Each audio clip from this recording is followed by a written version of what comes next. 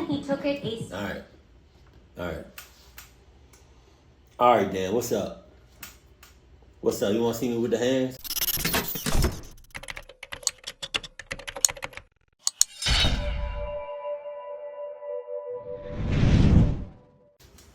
Disclaimer, me and baby girl, we watched the real Quiet on Set series. It was on some streaming service, but we only seen the first episode because I wanted to do a reaction to it, but it was just buffering and it was just slowing down and stuff, so I never uploaded it. But we both watched the first episode. So I just want to let you know that before we go, we go into this. So with that being said, I know some things about Dan Schneider. I don't know everything. So hopefully this is just like a sum up of all the things, if not most of the things that he did. Also, Dan Schneider, you ain't shit, and your mother's a hoe. Yo, what's up, though? Quiet on Set exposed a ton of disgusting Why did her voice scare me? I jumped like a little bit. things about Nickelodeon and Dan Schneider. But did you know there were so many things they had to leave out for a variety of reasons? The producers of the documentary had to rely on people who were willing to go on the record, and a ton of people who could speak out are legitimately scared for their careers. And that's where we come in. Because since we aren't airing on national television, I can get into all sorts of things that Quiet on Set couldn't even touch. While yes, some of these revelations are based in speculation or rumors, some of them have been corroborated and openly discussed by people who were there. And most of this stuff is way more outrageous than what was covered in the documentary. So let's get into the full story of what really happened to these victims of Dan Schneider and Nickelodeon. Dan Schneider produced and wrote some of the most impactful kids shows of the last 3 decades, like iCarly, Victorious, The Amanda Show, All That, Drake and Josh, and more. But by pretending to be this faux father figure to the vulnerable child stars on his sets, he's molded his... But yo, hey Dad, I got a father. You good? Back off. Alright? That's all I gotta say, but don't touch me. I'll cook you up. Oh, I'm sorry.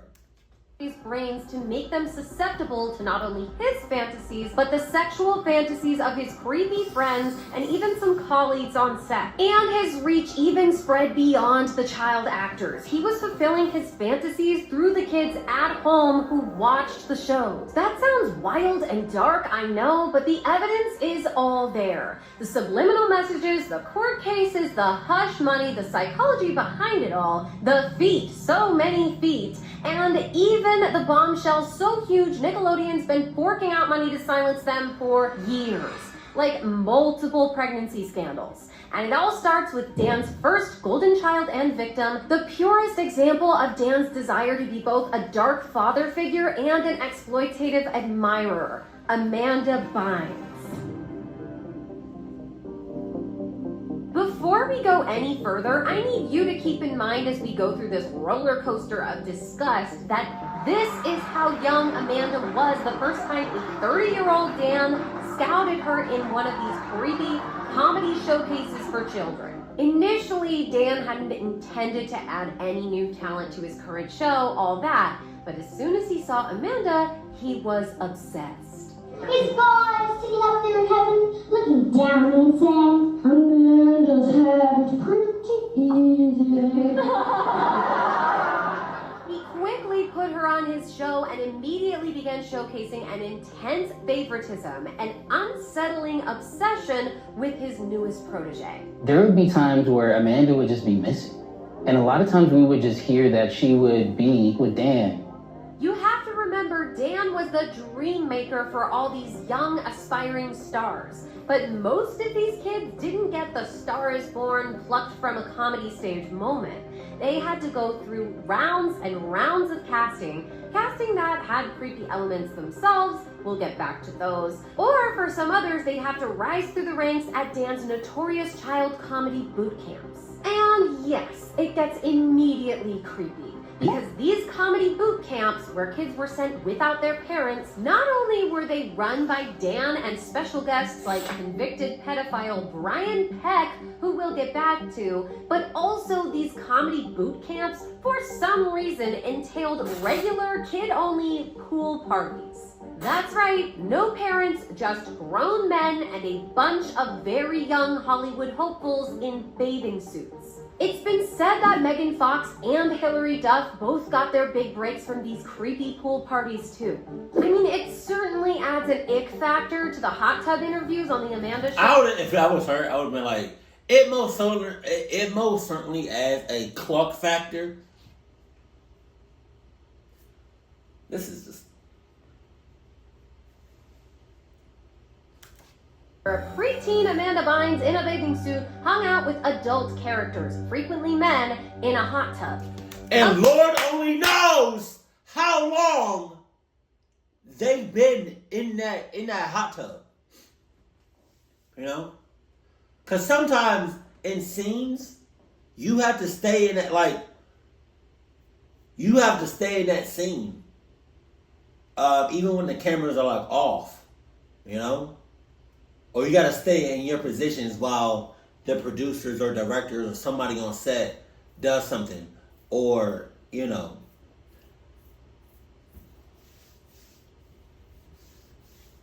Homeboy probably bricked up right now.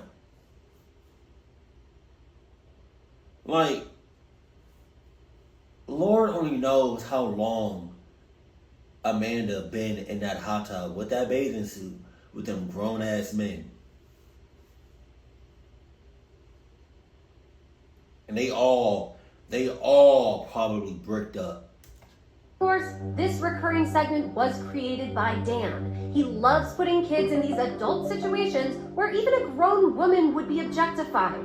But not only... Does Dan got kids? Because if he does, ew. He writing these sketches for fictional characters, he wrote himself into an interview and openly bragged about his power over the whole situation. Yes, I'm the executive producer and the head writer. Yes, I wrote this whole conversation that we're having. And that's one thing that's important to remember about Dan. Unlike some showrunners who write and produce in the background, Dan wanted to be seen as the mastermind behind these shows. I mean, he did start out as an actor, and he frequently wrote in cameos for himself to put a face to his status as the creator. But one thing Dan notoriously was not was nice. So it's a bit suspicious just how much he invested in Amanda. When her own TV pilot failed after all that, Dan came to the rescue and pitched Nickelodeon on The Amanda Show.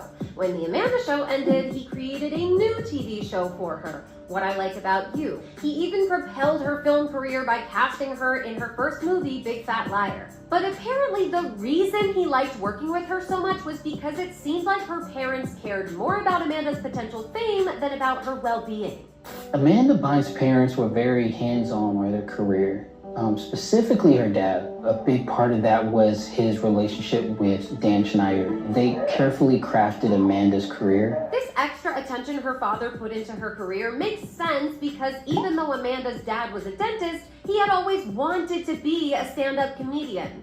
He was living his dream through Amanda. They decided to put the automatic teller machine into the lobby of a police station. So now when you get robbed, you don't have to wait around all day for the cops to show up. And so when it came to exactly how Dan wanted to interact with Amanda, how they would spend their time together, her parents were completely hands-off. People have recalled Dan coming right up behind Amanda and hanging on her like a boyfriend, up against her with his arms around her in front of her parents, and they didn't do anything. I mean, this is Miranda Cosgrove, but would you... I've seen this. Look how uncomfortable she is. Look how uncomfortable she looks. And one of the, I think either, what's his name, Jerry, or what's the other one? Yeah, iCarly, or is it Freddie? Kind of just like, or she kind of walks away, and Dan is like, nah, where you going? Let me try. I'm trying to get some of that. Oh nah.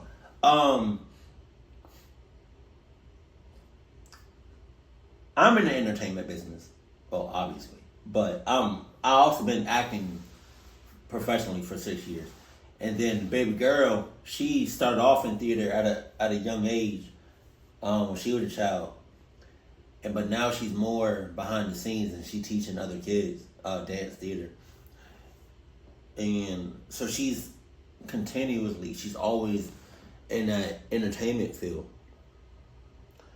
and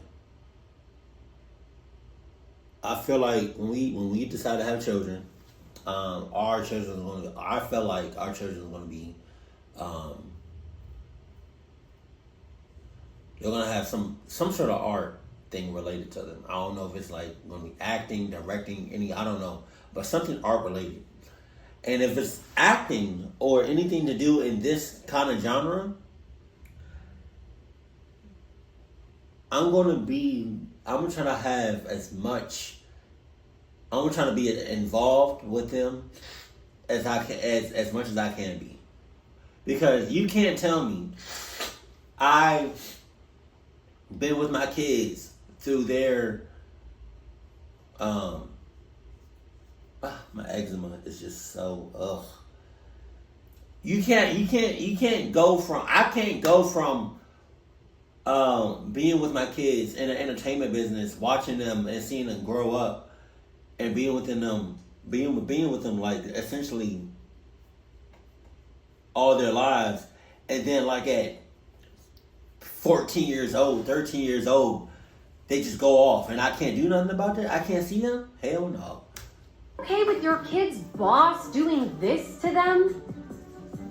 Like, seriously, Dan's sets were weird. I have a friend with connections to one of Dan's shows, and they confirmed that not only would kids be brought in for one-on-one meetings with Dan when their parents weren't around, but people on set also called Dan Daddy. He really wanted kids to see him like a father figure. I mean, look at who he gravitated toward to lead his shows. Jamie Lynn Spears' father was a notoriously absent alcoholic. Jeanette McCurdy, abusive mom and distant father. Victoria Justice, divorced parents. Ariana Grande, absent father. And Amanda's nightmare relationship with her parents made her a perfect fit too, especially as she aged and grew even more distance from them. Amanda tries to run away from home, and in this moment, she turns to Dan for help. Amanda's parents are really, really upset with Dan's actions through this. But something that didn't come up in the documentary is how, beyond the running away, according to Dan's wife, Amanda was basically... Dan got a wife? Ain't you go. She with the shits. She probably doing some clucked up shit like Dan. Cause you can't be and act like and do things like Dan did or does and have a partner. Have a significant other. Nah, Mo, that's crazy. How do you have a whole wife and you acting such like this? And you acting cluck like that? That's Mo. That's insane. I guarantee, man, his wife was probably on board with all that. Hell no. Living with her and Dan at 16 years old when she tried to file for emancipation. And while all of this was playing out, Dan was also changing how Amanda was portrayed on his shows. Now that she was high school aged, Dan apparently thought the content she was in could mature up too. He thought that he should be the one to kind of usher Amanda into adulthood. So he created What I Like About You for her, which was so much raunchier than his normal Nickelodeon stuff. I was genuinely shocked when I realized it was one of his shows. I mean, my friend told me that watching What I Like About You after school was how she learned about erections. Aww, I love duckies. Uh-oh. Duckies are moved.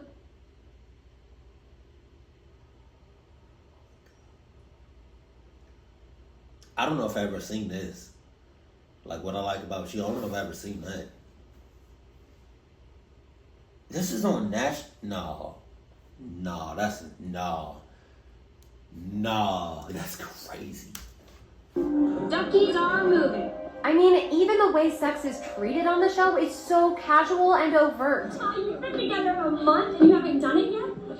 How did you get Ben to wait a month to do it? I mean, I know you got a great personality, but it's not that great. I mean, reminder, she wasn't suddenly an adult now. At 16, Dan had her doing these supposedly comedic bits, like a whole scene dedicated to her skirt being too short, or covering her body in mud, or how about cake sitting, which is literally a porn genre. These two characters are supposed to be sisters. I didn't know that. Well,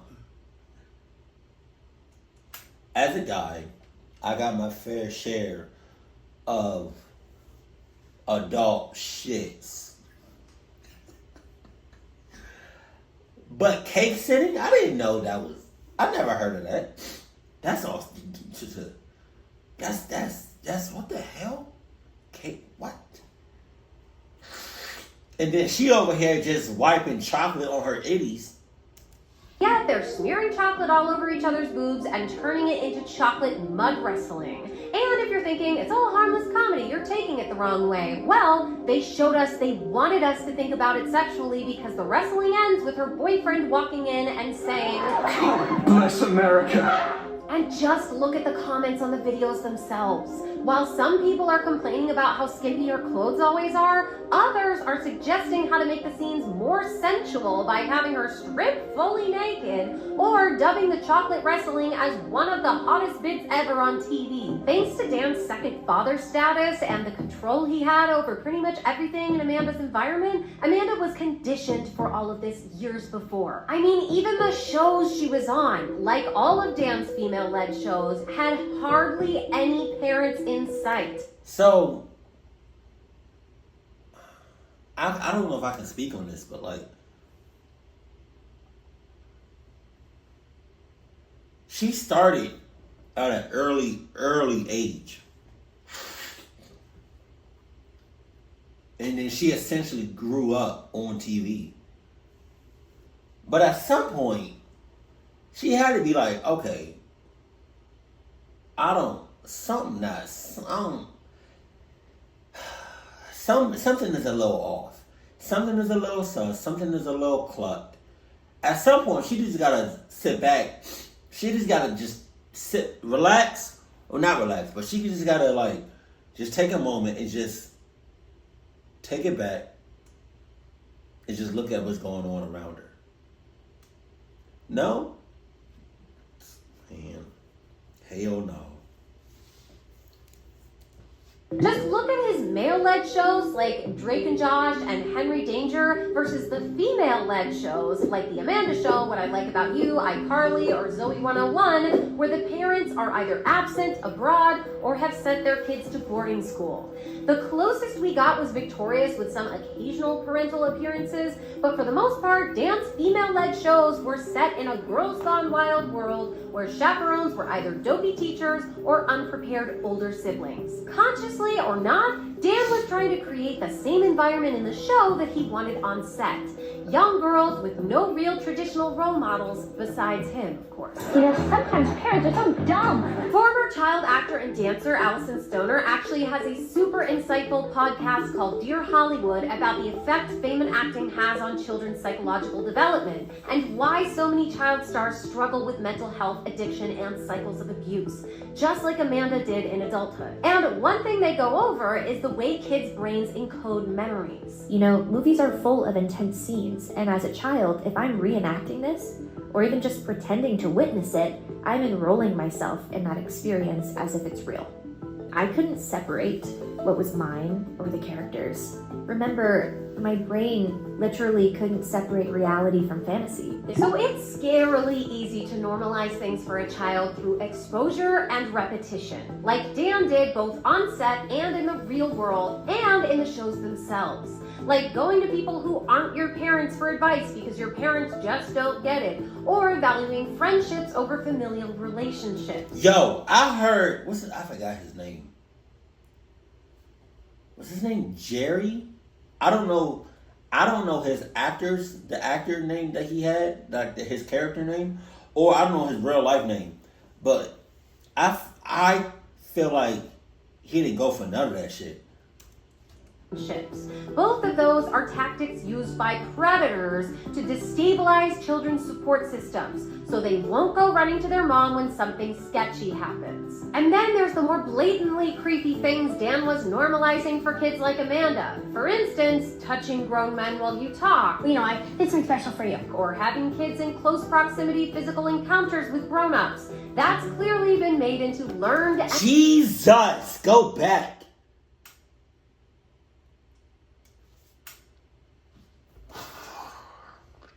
Dan was on some other shit, bro.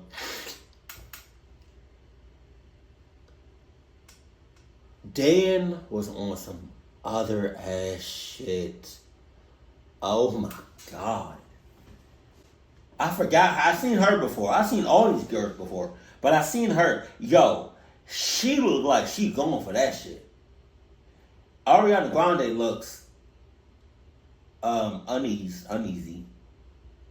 All of them look uneased, except this one right here at the very end. Bro, I don't know if it's just like the way the photo was taken, but like, been made into learned and normalized behavior. And it stems from her boss normalizing interactions like this.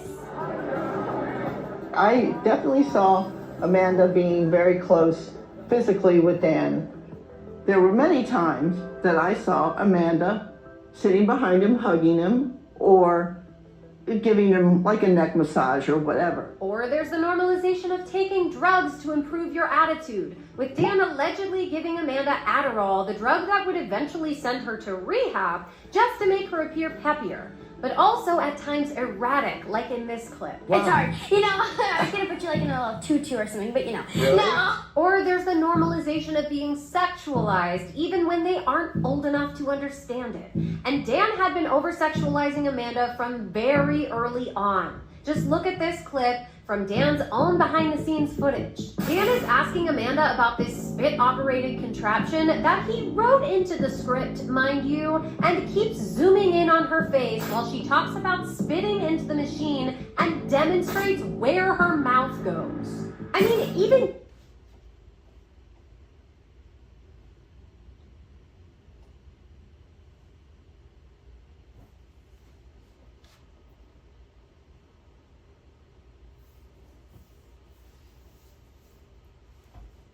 what's Dan doing right now?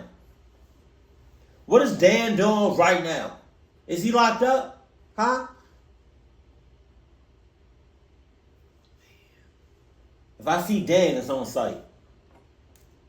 Young Drake Bell seems to know the sexual implications from the uncomfortable giggling. Also, take a look at young Drake Bell here. As Quiet on Set only just revealed, this was the age that he was suffering from his own abuser on set. So yeah, as far back as the Amanda Show, Dan was hard at work creating a world where all of this inappropriate touching and drugs and sexual jokes and absentee parents and exploitation was all just normal for these kids.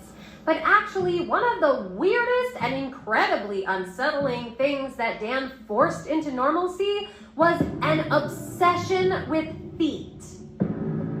Yeah. Like a foot fetishist's fantasy, there were feet everywhere in Dan's shows, usually those of children. And it's not just for comedy, but also in totally suggestive ways. Oh, yeah. Yes! Foot massages were a big thing, but also general toe play. There were feet in ketchup, feet in fish tanks, feet shooting bows and arrows. Feel these kids' feet. Wow, they're really soft. There's even this shot of Miranda Cosgrove in a bathtub recreating the toe scene from the Dick Van Dyke Show, which kind of makes me feel like that was a personal favorite scene of Dan's growing up. And then in the most blatant fetishization, Ariana Grande even sucked her own toe while sitting on a bed performing for a camera in character. Nickelodeon even changed its logo to a foot for a while. But this foot fetish even extended into the audition process. On the podcast Revenge of the Sis, an anonymous caller who'd auditioned for a Dan Schneider show said, We flew out to LA for this audition, and when we got there, it was a bunch of kids. Once about 40 kids were selected, we were then told, take off our shoes, and that we were each going to go into a room to show the producer, who is Dan Schneider. And my agent told me, you got to just take off your shoes, just like run around in front of the camera, you know, talk about how much you love being barefoot. My mom kind of looked around and was like, this is wrong. There's just something really wrong about this. And the feet pics didn't stop at the auditions. Alexa Nicholas from Zoe 101 recalled Dan walking around on set with a camera and literally offering money in exchange for feet pictures. And Dan even solicited feet pics from kids at home too. With his show, Sam and Cat, tweeting right on the bottom of your foot, take a pic and use hashtag Sam and Cat Saturday. We'll retweet and follow until our fingers get sore.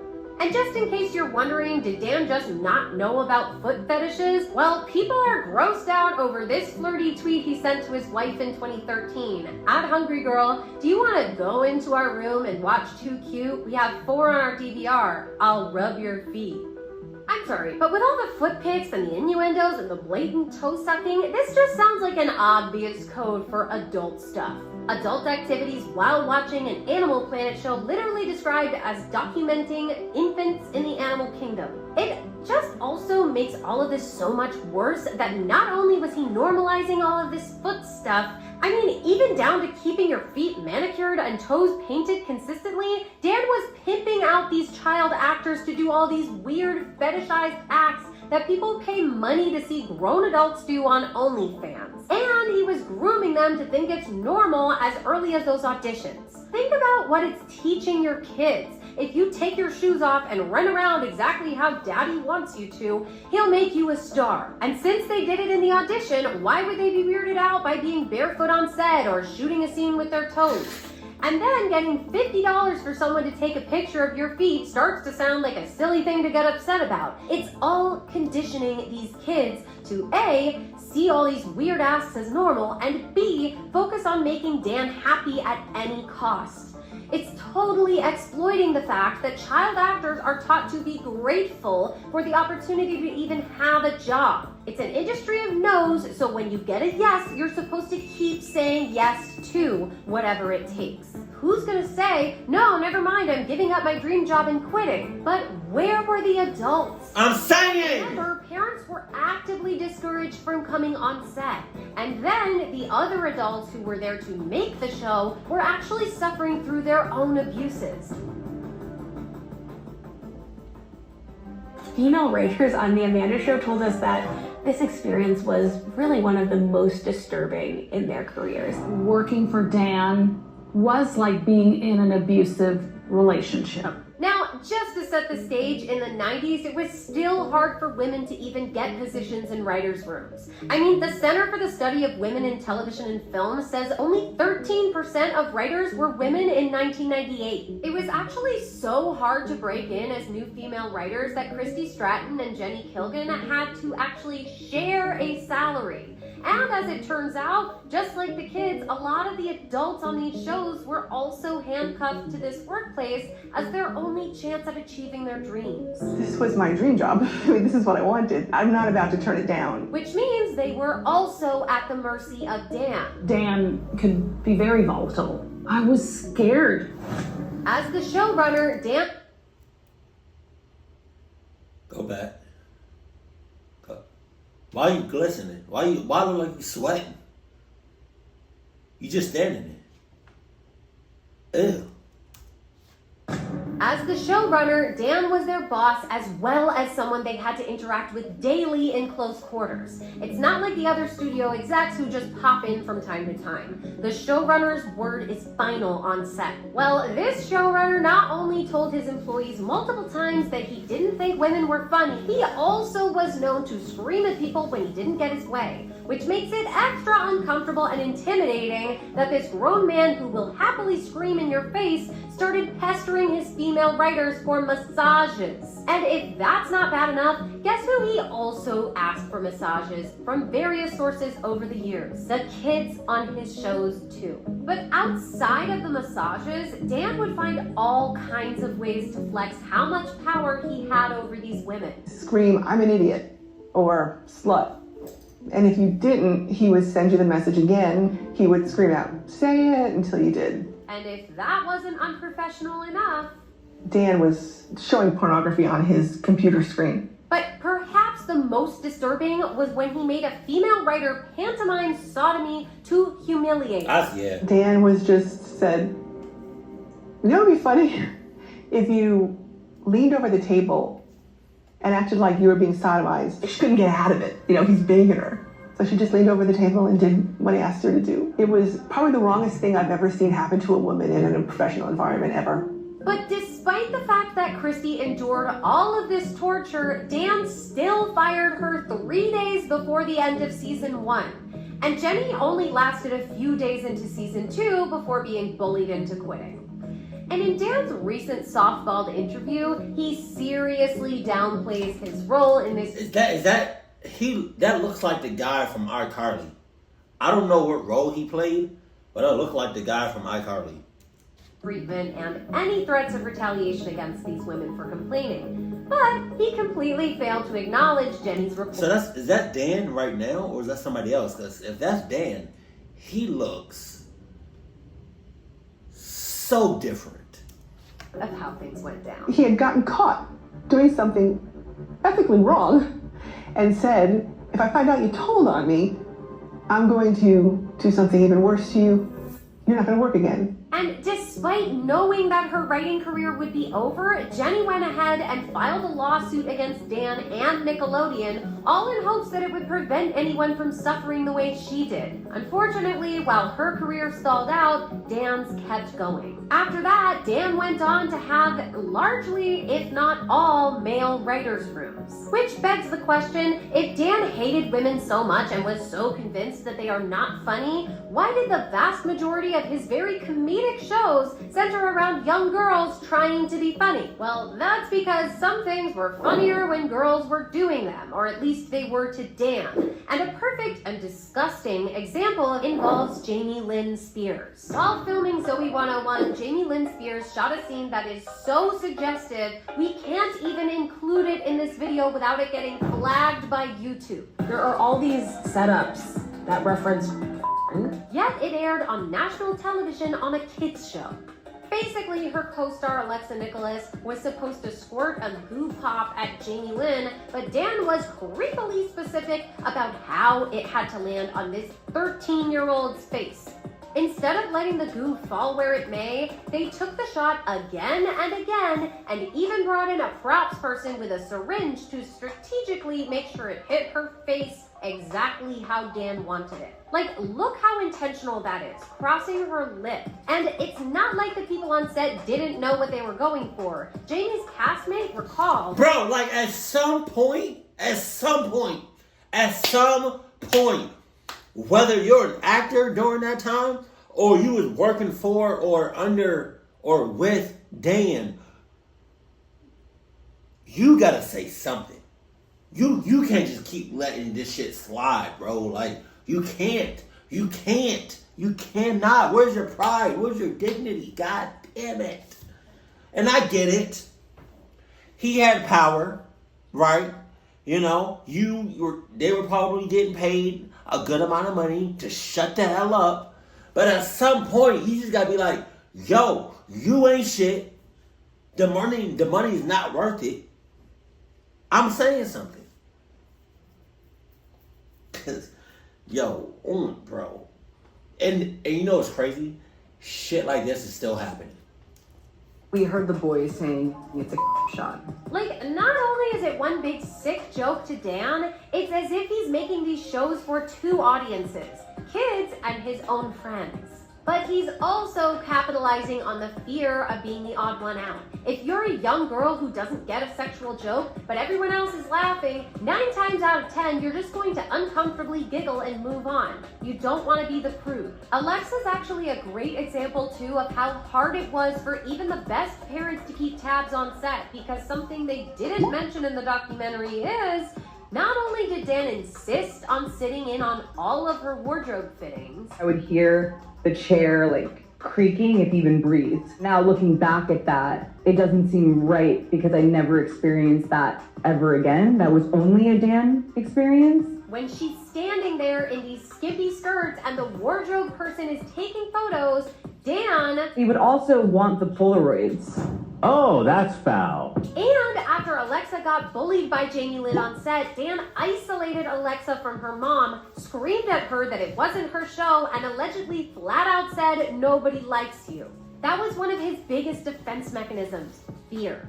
Fear of people hating you, of getting fired and blacklisted, fear of a grown man screaming in your face. Dan relied on the power dynamics of kids being told to listen to adults and the child actor psyche of it literally being your job to please all of the grown-ups. It's more like how a father would interact with a child than a boss interacting with an employee. And when that didn't work, there's always money. Another thing Quiet on Set didn't touch on for some reason, even though they had Alexa interviewed, was that when Alexa finally started talking about all of this as an adult, she got a call from Dan's lawyer asking her how much she needed for her to be quiet. But here's where it gets really scary. It wasn't just Dan offering hush money, it was Nickelodeon itself. They had it in the budget. They would actually have it in the budget for hush money. Jeanette McCurdy, who starred in iCarly, revealed in her book that Nickelodeon had also offered her hush money to the tune of $300,000. Jeanette explained that ain't nothing. That ain't nothing. I'm gonna need some millions. 300,000 ain't nothing. What? I don't even know how much Nickelodeon is worth. No. it was an attempt to silence her about her time working with Dan. Just keep that in mind as you start to see Nickelodeon's new statement popping up in articles where they profess their commitment to fostering a safe and professional workplace environment free of harassment or other kinds of inappropriate conduct, and then tell people to take money and shut up. Well, Jeanette didn't take the money, and she revealed yet another creepy depiction of Dan on set, describing times when he offered her massages, he's obsessed with massages, took a photo of her in a bikini, and despite being underage, tried to peer pressure her into drinking, explaining that he already had the Victorious cast drinking regularly and the iCarly cast needed to loosen up. But as we're seeing repeatedly with Dan, he's always strategic with his fixations. The massage requests and bikini pics and peer pressure was all much easier to push onto a girl like Jeanette, who was actively suffering abuse from her mom. When Jeanette's book came out, a spokesperson for Dan and Nickelodeon wrote it off as just being a beautiful tribute to getting the help she needed to get through the trauma she experienced with balancing her family and a high-pressured work life. In reality, Dan capitalized on the fact that Jeanette wanted time away from her mom and the fact that she had to stay on his good side to keep her job. And he wasn't wrong. Jeanette did stay quiet and probably would have remained that way without the extensive years of therapy she's gone through. Jeanette even mentioned Dan's manipulation tactics in her book, saying he does this with every new star of a show he's making. He takes you under his wing, you're his favorite. He specifically did this with Miranda Cosgrove, buddying up to her as he elevated her from a side character to a star. And let's just remember, when she started Drake and Josh and first met Dan, Miranda looked like this. But really, this repeated behavior goes all the way back to before Amanda even. The whole reason he even saw Amanda at that children's comedy showcase was because a current All That star, Katrina Johnson, was performing there. Katrina was the first girl Dan thought of making a spin-off for, literally pitching it as The Katrina Show. But once he saw Amanda, it was out with the old and in with the new. After that, I'm sort of like edged out by like a younger version of me. Just as quickly as you could gain Dan's attention, it could be taken away, which is an abuse tactic. You wanted Dan to like you, because if he didn't, he was mean to you. And I know this seems like a lot of people saying they were uncomfortable, but you can actually see the discomfort in Dan's own BTS footage. She say nice things about me? Because I will tase her if necessary. Uh-oh. I have the taser. We haven't had to use it in a long time. But I said lots of nice things. These videos made me so nervous. No. What? It's too bad I didn't cast a pretty girl to play your girlfriend. Oh no. That's a little joke because you're ridiculously beautiful. Why are you sitting on the floor of the set? But the best examples of how Dan... I didn't catch that. Let me see. Why are you sitting on the floor of the set? But the best examples of how Dan was exploiting these underage kids are in the shows themselves. I mean, you can only control a child's world so much, but on screen, it's a different story. Dan, who had been not just getting away with this behavior for a decade, but was being worshipped by the industry for his achievements, Dan was starting to take on the role of a god, and he wasn't subtle about making himself appear that way. It's not our place to question this. Yeah, Dan's a god, right? As the shows progressed, so did his boldness. Oh my God. Sausage? Sure. I want to be on the wood. What's the wood? I want to be on it. It makes me look chesty. Now we actually see multiple shots like the goop pop coming back over and over again with the corn framing and all. And he even leveled it up to squirting lotion on Daniela Monet's face. But then he took it a... All right, Dan, what's up? What's up? You want to see me with the hands? Like, that's...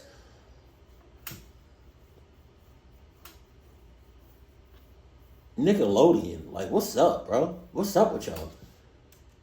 Even further with Ariana. Instead of being squirted by another actor, this one was way more suggestive, with very purposeful framing pulled directly out of porn.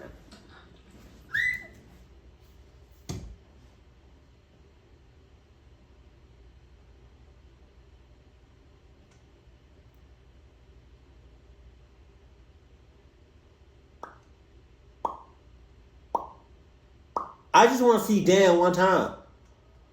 Just let me see Dan one time. You know what I mean? Just let me see Dan one time. I just want to see him one time. I just want to say what's up to the player. Can I just say that? You know what I mean? Let me see Dan. Look, what is Dan doing right now? He better be locked up right now. What's up, bro? And if you think it's coincidentally similar to corn, how do you explain her squeezing a potato with both hands, yelling, "Come on, give up the juice"? But you also have to remember that he was approving all of their costumes, which were getting skimpier and skimpier as the years went on, putting them in things that some of the stars have said that they would never wear even now as an adult. And he was deciding who they should be and who they should be attracted to. I mean, check out whose photo is in Tori's locker on Doodalicious magazine, surrounded by all these other heartthrobs her character is in love with, labeled Who's Hot? Dan Schneider. He was finally fully stepping into a comfort zone with Victorious, where he was untouchable enough to say, "This teenage girl is in love with me because I said so." But here's the most dangerous thing about Dan. It's not just what he does. It's what the people around him feel empowered to do in this safe haven of inappropriate behavior that he created. As they revealed in Quiet on Set, there were multiple convicted pedophiles working on Nickelodeon sets throughout Dan's time in charge. I mean... You know what? Nickelodeon? How about we just shut y'all down for like a little bit, or forever. That's insane. How does Nickelodeon go for that shit? It's just, they all creeps, they all pedophiles, they all on some sus shit. Nickelodeon, bro, like, y'all went for that. Y'all went for that. Nickelodeon ain't shit. Man, what's up? Oh my God. quiet on set went into not one, not two, but 3 predators who worked on the shows. This number one kind of looks like a YouTuber. I forgot. I don't know. I've seen the YouTuber that I'm talking about. I've seen him a couple of times, and if I remember, like, I don't even know. I would randomly see the YouTuber that looks like him, but no, that's insane. There's even a 4th one they didn't cover. He worked as an editor for Nickelodeon and was literally caught on To Catch a Predator. Of the 3 they did include, one was a worker who brought a young boy to set and did things to him, and one was a production assistant who was so integrated on the set he even made it into some of the on-camera footage. It was his job to basically walk the kids around the set. The terrifying thing about all these predators is how methodically they work. We'll get into it even further in our next episode, but one of the key steps for them is to get really close to the kids' families.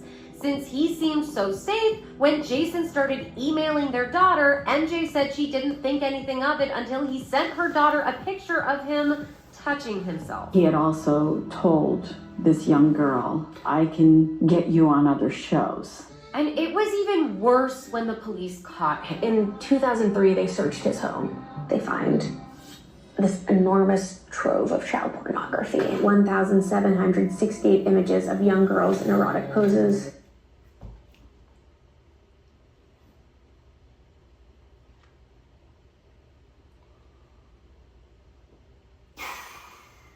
Ain't no fucking way.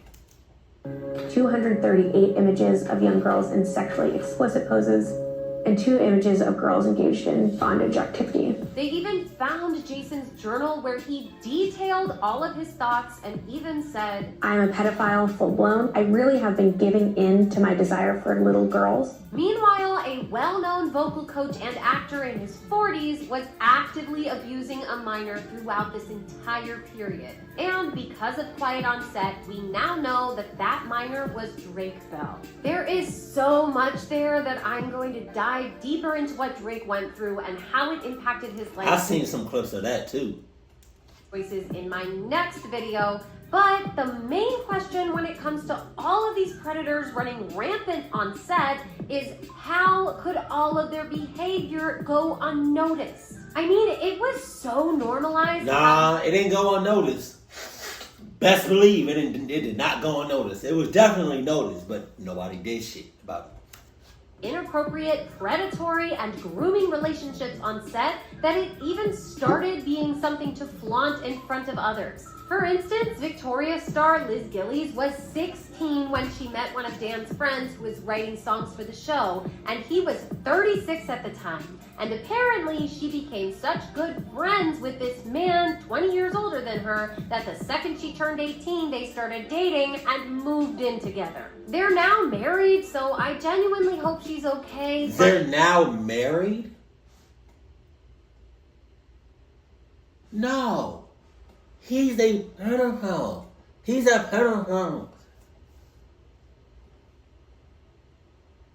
They're married. She high-key married a pedophile. Here's the thing. Even if her husband didn't groom her, think about the environment Liz was in. By being involved with one of Dan's friends, it would save her from Dan and the multiple other creeps on set. I mean, remember, even the boys weren't safe. Drake Bell went through hell as a much younger child. Of course, Liz was going to pursue this more attractive, safe option. It was survival. So it was all just normal. Dan's literally taking pictures of kids' feet, and preteens are sitting in his lap, and no one was batting an eye. And then there's scenes like this, where someone had to choreograph how they would do this to a grown man. Are they doing it right? And now we get to the big question. Dan created this environment filled with predators. He conditioned these kids. He was having Nickelodeon pay people for their silence. So, did Dan ever actually sleep with or try to sleep with any of these child actors? Yes. Well, though no one has outright come forward yet, there is some terrifyingly convincing evidence pointing to Dan as a predator himself. Now, remember, coming forward... He probably slept with all of them. Too big of claims against Dan and Nickelodeon is scary, and a lot of people have been paid for their silence. I mean, Quiet on Set literally set out to expose the toxic set, but left out some pretty major details about Dan's behavior from people they got for interviews, likely to avoid risks of legal action. So keep in mind here that what we're about to go over is definitely unsubstantiated.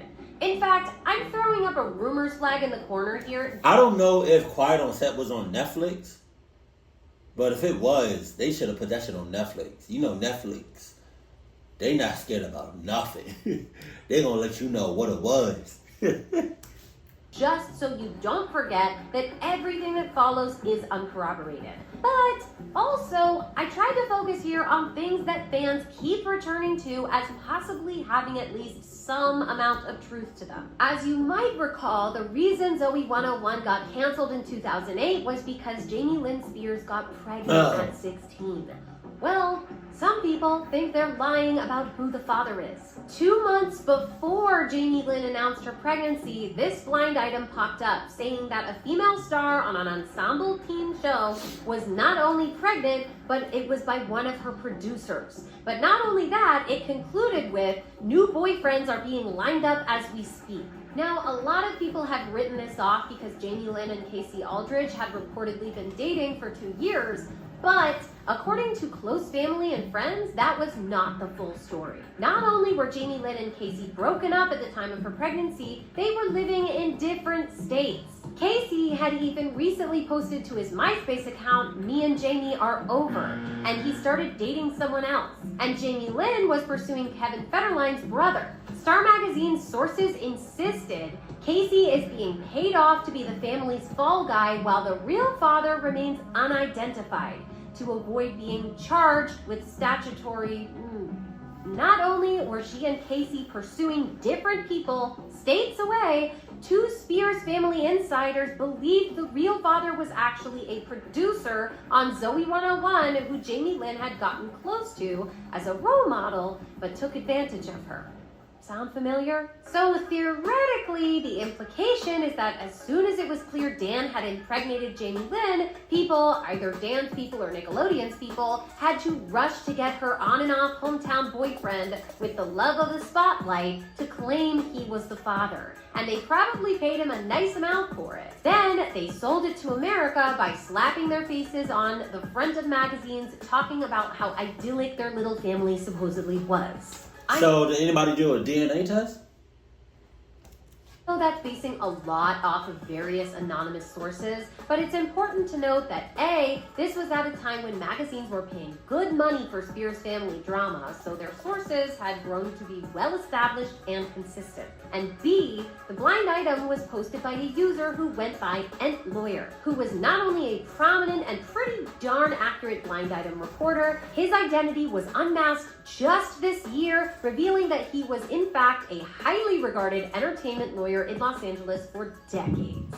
So he was hearing a lot through legal cover-ups and high-profile clients. And I mean, what he said 2 months before the pregnancy announcement was pretty spot on. But here's what really has Spears fans concerned. Look at this side-by-side of her daughter and Dan, and then compare it to the supposed father. And this might not be the only instance of a pregnancy cover-up, because another blind item by our good pal Ent Lawyer reveals that Jamie Lynn wasn't the only one who got knocked up by this producer. He had a habit of going after tweeners, often lesser stars of the shows he worked on, which would track for Dan because he loved to discover new stars from the ensembles of his current shows. But here's the part that really is interesting.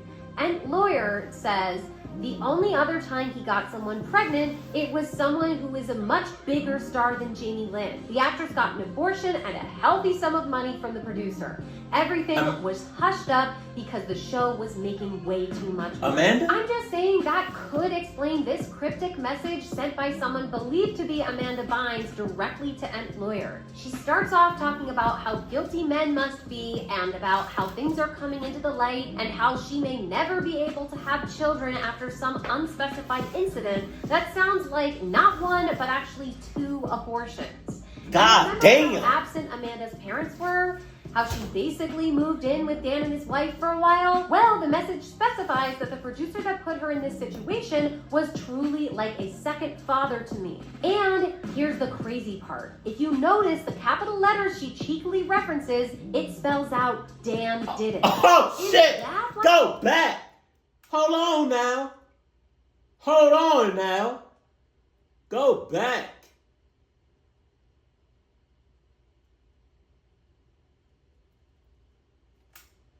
Yo, if that's real, that's actually insane.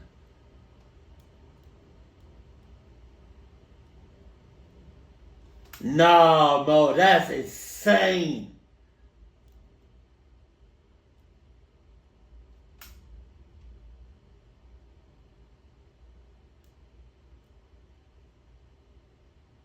What are the odds of that? Spells out Dan did it.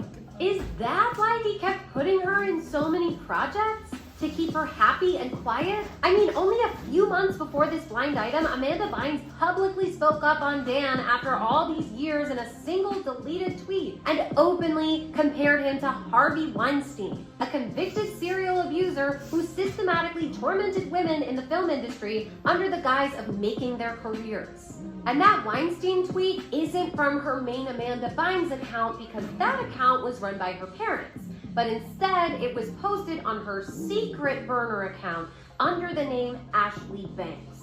And before you go thinking that this could have been an impersonator, Amanda posted a picture of her actual license to the account to prove her identity. And so, if this account really is Amanda's, then we have her openly stating here that she believes her family was stealing her money and revealing even worse forms of abuse than anything we've covered about her before. Can you imagine having an abortion at 13 because your boss impregnated you, committed because your father touched you? But despite all that he may have put her through, Dan still scorned Amanda, which leads me to our final blind item that really just ties in a scary amount of what we've uncovered through this whole video.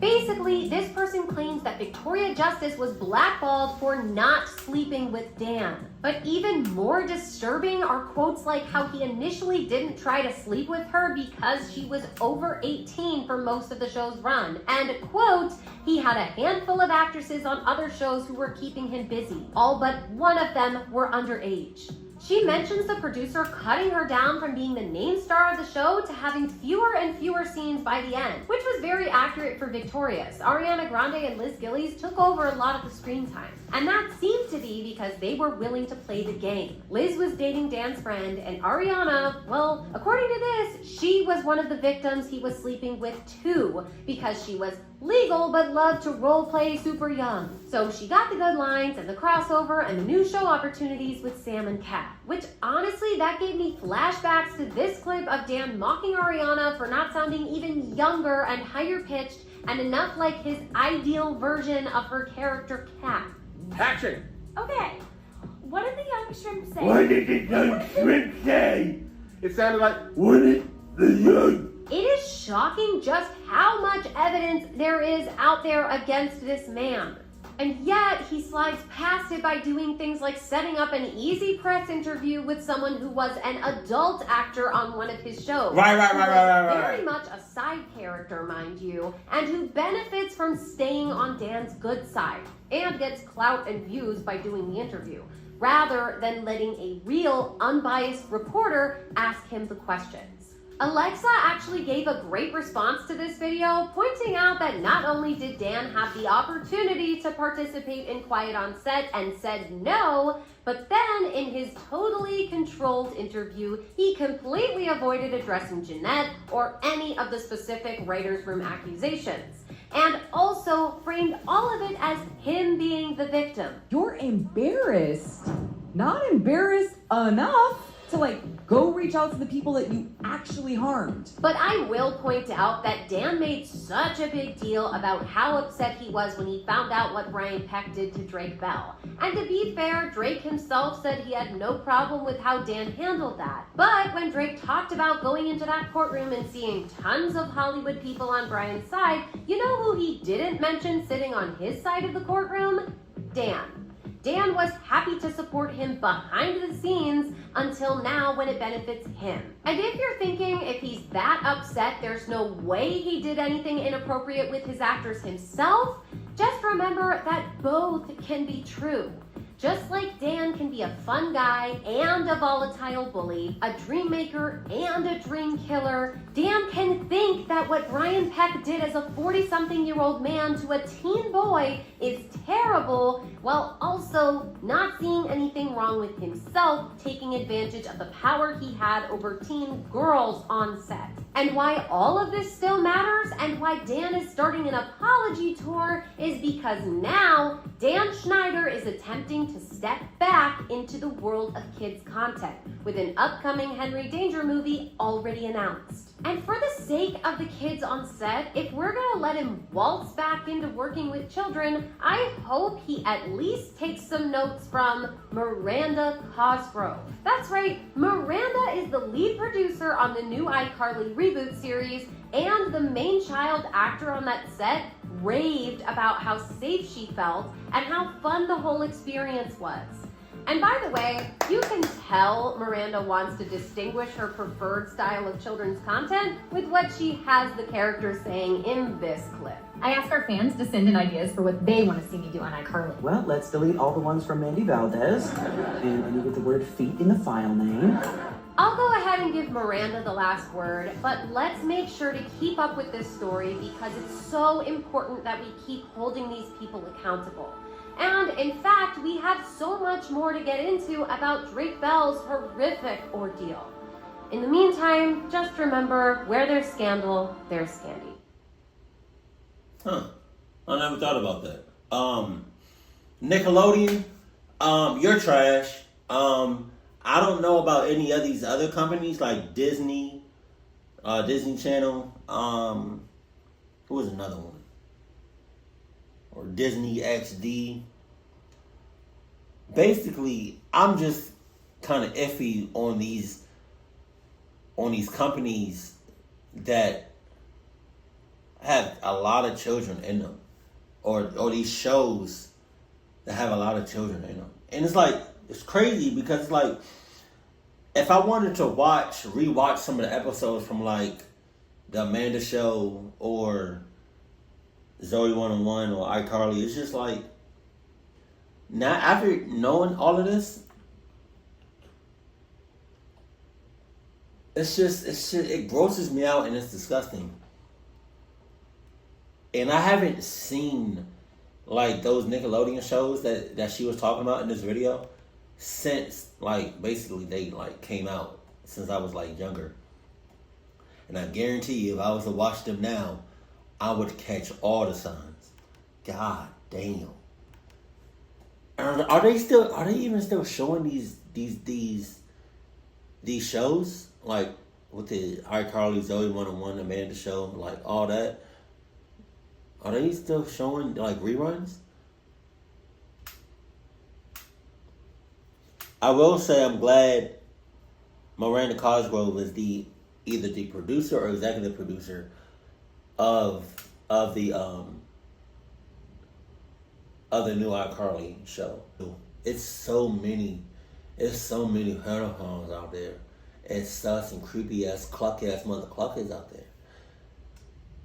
But cluck Nickelodeon for allowing Dan to just keep on going with this shit for as long as he did. That's insane. God damn. Keep it cool, keep it classy, and I love you. Stay happy, my family.